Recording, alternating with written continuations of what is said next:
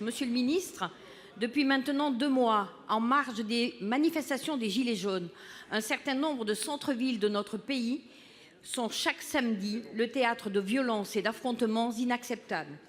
On ne compte plus les commerçants, artisans, professions libérales qui ont vu leurs locaux attaqués, dégradés ou pillés. Quant à ceux qui ont la chance d'échapper à ce déchaînement gratuit de haine, ils vivent dans l'angoisse des samedis à venir et constatent de semaine en semaine la mort dans l'âme, le déclin de leur activité. Craignant pour leur sécurité, les clients délaissent en effet massivement les centres-villes.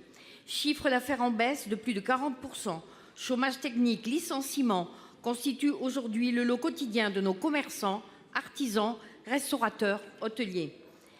L'avenir, si rien ne change, si rien n'est fait pour les soutenir, une très probable explosion du nombre de dépôts de bilan.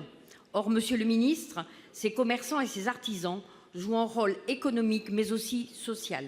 Plusieurs municipalités, conscientes qu'il ne peut exister de centre-ville sans commerce, vont prendre des mesures d'urgence.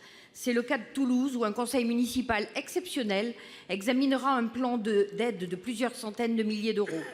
Mais les communes ne peuvent pas tout, les maires prennent leurs responsabilités, l'État doit également prendre les siennes. Plusieurs propositions d'aides individualisées seront demandées, notamment l'exonération et non le simple report des charges sociales patronales pour les mois de décembre et de janvier de la CFE, ainsi que le report de la mise en application de la révision des valeurs locatives commerciales. Monsieur le ministre, entendez-vous le désespoir des commerçants et artisans des centres-villes? Comptez-vous leur venir en aide? C'est urgent. Pour vous répondre, la parole est au ministre de l'économie et des finances, monsieur Bruno Le Maire. Oui, madame la sénatrice Micouleau, je partage totalement ce que vous venez de dire. J'ai eu l'occasion, il y a plus d'1 mois, de dire que ces violences, ces dégradations de commerces, de magasins, ces pillages étaient inacceptables et qu'ils avaient un impact catastrophique sur notre économie. Je maintiens ces termes. La violence, les dégradations, les pillages, les menaces contre des commerçants sont inacceptables et ont un impact catastrophique sur notre économie, et toujours sur les plus petits commerces, sur tous ceux qui ont des commerces de centre-ville qui ne peuvent plus exercer librement leur activité. Ça a un impact également sur les grandes surfaces qui ont du mal à s'approvisionner.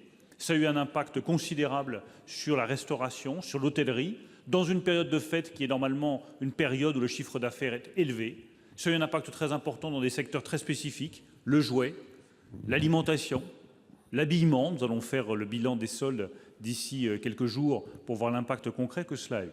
Je vous confirme que nous avons mis en place la cellule d'urgence au ministère de l'économie et des finances. Nous y travaillons avec Muriel Pénicaud, la ministre du Travail, pour que nous puissions avoir cet allègement de charges pour ceux qui ont été le plus touchés. Nous restons en permanence ouverts au dialogue avec les représentants des commerçants et des artisans. Je vous confirme également que nous avons sollicité les assureurs pour qu'ils répondent le plus rapidement possible aux difficultés de ces commerçants.